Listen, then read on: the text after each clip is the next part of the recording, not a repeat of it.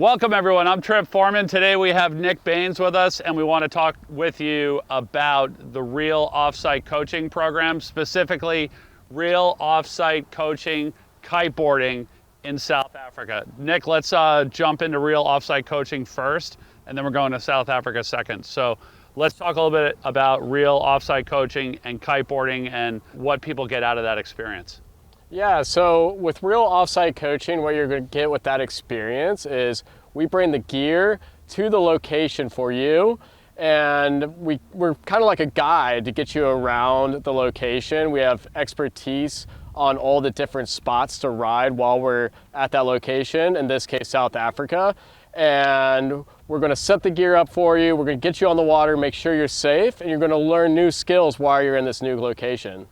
That's great, because I know a lot of people come here to Real and they're always in awe about like the collection of gear we have, whether it be like the hundreds of kites or kiteboards or surfboards and harnesses and everything. And I see you guys and girls packing up for these offsite trips, and it's like you go into that same room and you get that same collection of gear, obviously like size appropriate for the conditions that are on the other end, but then you bring it to that location. So rather than rolling the dice and potentially renting a bunch of older, worn out, unsafe gear, like it's the same gear that we have here at Real, yeah?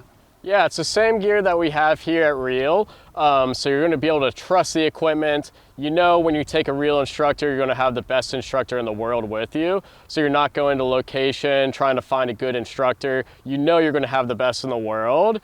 And it's going to make the trip a lot smoother, and you're going to be able to experience the location in a way that is enjoyable and safe at the same time. Yeah, I mean, the thing that I think a lot of the students really like about the offsite coaching is the real coaches are putting them on, the best session for their ability. They're putting them on the right size gear, the right type of gear, and then also, continuing that progression through the trip, as well. It's a vacation, it's like they're in a new destination and you're learning about, maybe kiting, if this is their first place kiting, and then they're going home and that was their second place kiting. A lot of times it's their third or fourth place kiting, and then that's a whole experience in itself as well. Yeah, definitely. It's a lot of fun to go to like new locations and search new terrain and get to experience new cultures. And me, as well as the other high-level coaches, we have so much experience at kiting at so many different locations around the world. So whether it's onshore, offshore, no matter what the conditions are like, we're really good at assessing and getting you out on the water safely. So let's jump into South Africa. So I think, the first thing when I think about South Africa, I'm thinking about Cape Town, and I'm thinking about the Cape Town doctor and the wind and just how hard it's cranking, but then I also think about, why don't any Americans or people from North America go there? Like, there's such a few amount of people that go there, but then you look at like Europe, there's a lot of people that go down from Europe down to South Africa. Why do you think that is, and then also kind of what drew you there for the first time? Yeah. So I think what deters a lot of people from going there is the fact that like maybe the travel is a bit long. You're traveling through a few different time zones, but also the fact that people are scared about the conditions maybe. Everybody just, when they think of Cape Town in South Africa, they think about big waves, maybe like Kevin Langray jumping 20, 30 meters in the air. Yeah, and those are meters, right? Not feet. Yeah, not feet. Yeah, okay. More like 60, 70 feet in the air. Right. And what a lot of people don't see is there's a lot of good riding locations that aren't terrifying, depending on your skill level. Like, if you want to go jump 20 or 30 meters in the air, there's plenty of places you can do that. But there's also really good flat water locations that are shallow, beginner friendly, that a lot of people don't see.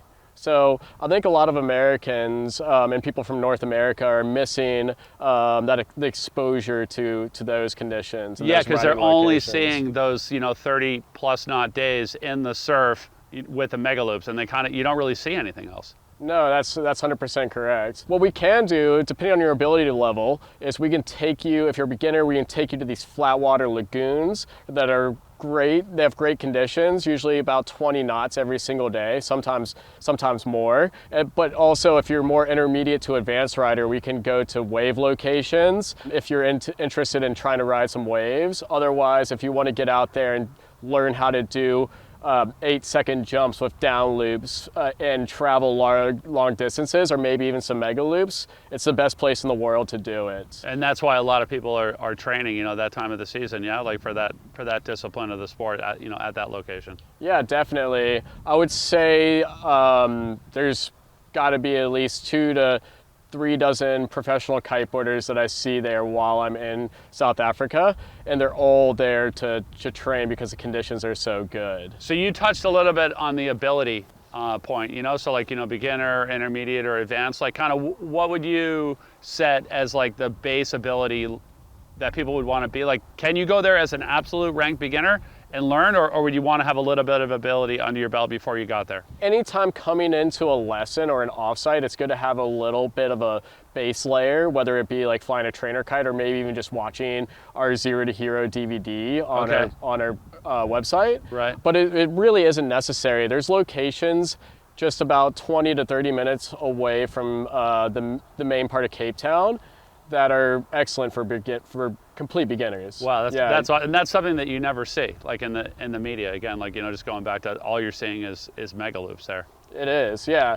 I mean, that's definitely why me and a lot of other riders go there. But I had no idea myself the first time I went to South Africa that we were going to be able to find waist deep flat water while we were there, and we found some incredible conditions. And so let's talk about, we're talking about the conditions. Let's talk about kite sizes. That's always a popular question. Like, what kites do I bring to South Africa on a trip like this? Yeah, so I personally bring everything from a 5 meter up to a 12 meter. Depending on what you want to do is going to really cater to what size kites you bring. But if I say I'm going there for big air or just general free riding, just going out and throwing a couple of jumps or front rolls or back rolls, then I would say the best quiver you could probably bring is a 7, 9, 12. And more than likely, you're going to be using the 7 and the 9 the majority of the time. But it's fun to have the 12 if you're going to locations that are a little bit less windy, some of those flat water locations further to the north. And what about, we see a lot of the jumping, and now you're talking about the flat water. What about wave riding? Talk to us about, wave riding and, more kite surf style kiting. Yeah, so a lot of people don't see how good the surf is in Cape Town, and this is their summertime. It's really their off season for waves, but their off season for waves is about head high every single day. And I've even been able to score some sessions out there where it's 8 foot to double overhead. So the wave riding is incredible. It's at the main spot that we do all the big air at, it's really good for if you want to just enter into the waves for your first time. But there's spots further to the south that typically hold swell in that head high plus range pretty much every single day. Nice. So we got the flat water, we've got big air, we've got waves. What about off days? Are there off days? Are there days with no wind? It's pretty rare. The first year I went, I only had 2 days of no kiteboarding. One was because I was too tired, and the other was a no-wind day. And what was that stretch? Like you said, you had It was a month and a half. Wow. Wow. I had to travel maybe an hour or 2 for wind a couple of those days, but typically, yeah, it's windy every single day.